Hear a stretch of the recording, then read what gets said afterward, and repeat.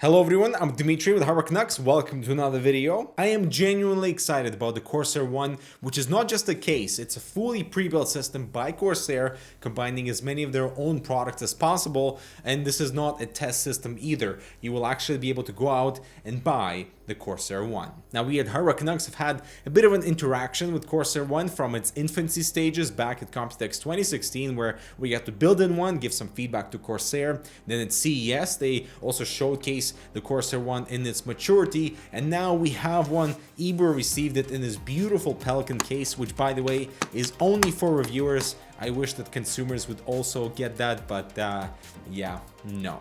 So here are the full details on the Corsair ONE. Ibor, take it away right after a message from our sponsor. You can only rely on the Pro to do the job, with every keystroke satisfying like the millions before it.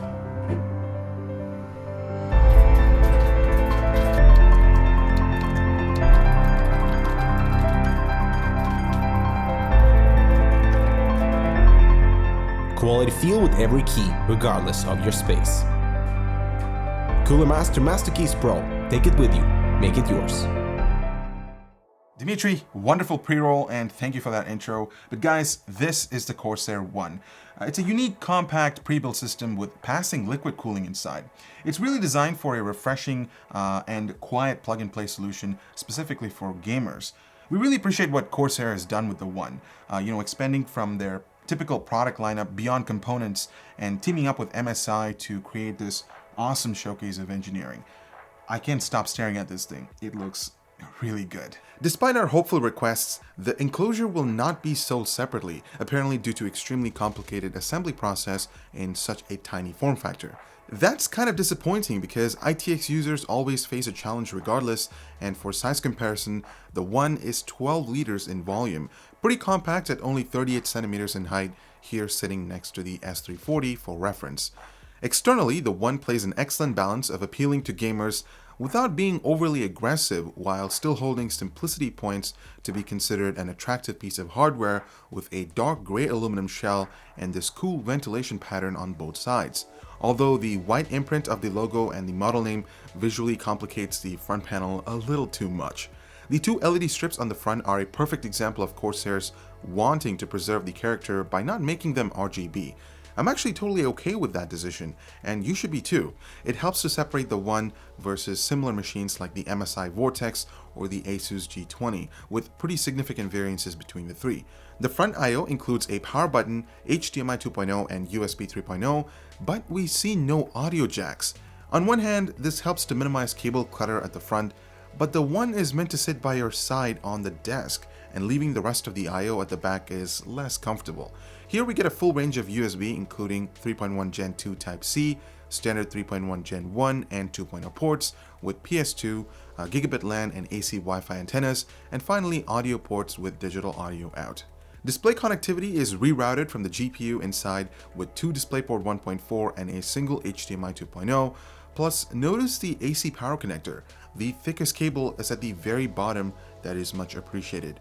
There will be three models of the ONE. The base model starts at $1,800 with an i7-7700 non-case CPU, which is liquid-cooled, a blower-style GTX 1070, a 240GB SSD along with a 1TB hard drive, and 16GB of DDR4 RAM at 2400 MHz. Next here is the Corsair ONE Pro with an unlocked 7700K and a GTX 1080, both of which are liquid-cooled, 16GB of RAM, and double the storage for $2,200. The most premium system is the Corsair ONE Pro Web Store, which can only be purchased through Corsair's official website and not regular retail stores.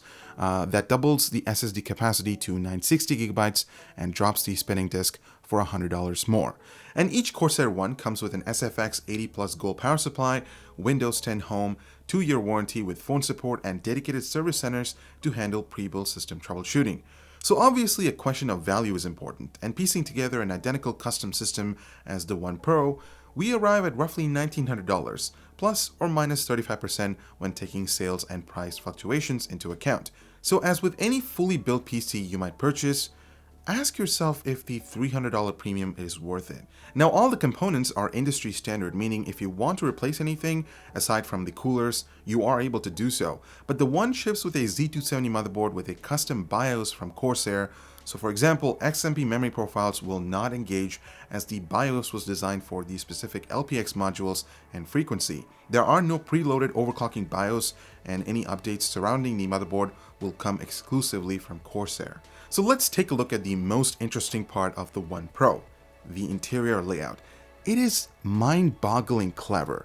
Corsair does not recommend disassembling the One due to the complexity of wiring everything inside this form factor, but accessing the interior is made simple. There's a button at the rear to unlatch the top cap that houses a PWM-controlled 140mm maglev fan. The interior is separated by two chambers, walls of which you remove with two screws as seen here on each side. This will unlatch the side panels and reveal the cooling magic. Both the CPU and the GPU have a slim 240mm radiator attached. There are no fans on the sides except for the blower fan on the GPU. So the entire system is cooled with a single 140mm maglev fan, exhausting from the top. This creates negative pressure and the air is drawn from the side ventilation, which is why the system can be so quiet. At idle, the system is dead silent, while at load, you hear the top fan ramp up, but the main noise generators are the power supply fan and the pump. Let's take a listen.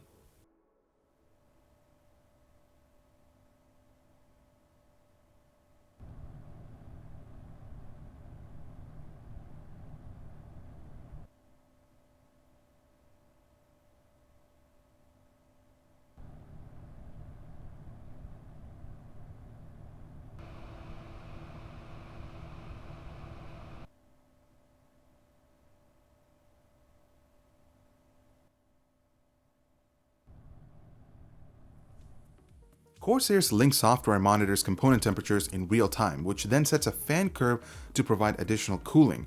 Now, while gaming, things change up a little bit because the power supply fan ramps up quite loud, which shouldn't be a surprise either because there's very little room between the fan and the chassis. It's not terrible, but don't expect complete silence while playing games or other intensive tasks. Temperatures are next, and I'm completely impressed with the passive airflow method on both radiators, keeping things super cool at idle while reaching 82 degrees C on the CPU when it boosts to 4.5 GHz, and there's a lot of headroom for overclocking the 1080 by seeing those low temps. In the CPU chamber, you can easily spot the motherboard, RAM, power supply, built-in Wi-Fi module, two 2.5-inch drive bays with one preoccupied, and I really want to credit Corsair for the awesome cable management. Working inside a case of this size can bring up its own challenges, plus this should also help with airflow movement in such a cramped space. Switching over to the GPU chamber, there is an M.2 slot behind the motherboard, but accessing it means removing the GPU, which isn't so easy. Unfortunately, the One does not have M.2 SSD options, so from our Corsair Force LE SSD, don't expect crazy read and write performance. So the One looks beautiful, and Corsair has surprised us with the internal layout, especially with their approach on cooling. But what kind of performance does it bring to the table? Battlefield 1 at 1440p set to Ultra averaged over 75 frames per second and dipped into the high 50s.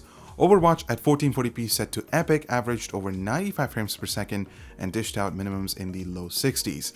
Tom Clancy's Ghost Recon Violence, which is a slightly more demanding title, taxed out on the GTX 1080, averaging close to 70 frames per second and dipped into the low 50s. Lastly, Doom at 1440p set to Ultra gave us over 130 frames per second on average and minimums hitting just south of 100. What surprised me the most was the core temperature on the card. As you can see, the maximum it was able to hit was 58°C, so the liquid cooler is doing its job really well, plus it has a lot of headroom for overclocking, which we'll probably do another video on. I was curious to test out some render times in Premiere and compare it to my 6-core 4930K PC, and the One rendered out our standard 1-minute 4K project 10 seconds faster than my PC. Really, One? Really? Software-wise, the machine comes free of clutter, geared towards gamers with pre-installed game launchers, but aside from the Corsair Link software, there are no overclocking suites, and be mindful that Corsair isn't promoting overclocking, nor are they against it. It's kind of a gray zone with regard to warranty, so approach gigahertzing with caution. Guys, I love the final product. Corsair ONE is the definition of a portfolio showcase. You know, everything from the ground-up case design to the integration of trusted hardware, and this collaboration with MSI will not go unnoticed. And while this is targeted towards the gaming market, the silence and cool operation widens the scope for potential customers in the creative field. This machine is not for DIY builders, but targets users who pay the premium for all the size benefits in this unique build, and it deserves our Hardware Canucks Damn Innovative Award. Oh, hey there. NCX.com is Canada's leading e-tailer for anything your mind desires. Just keep within those categories, which are plenty, and get tempted by their weekly deals. Visit NCX.com for all them sweet deals. So stay tuned for our overclocking adventure to see how far we can push the 7700K and the GTX 1080 inside this passively cooled interior. And let us know what you guys think about the pricing strategy on ththese models. I'm Ibor with Hardware Canucks. Thank you so much for watching, and we'll see you in the next one.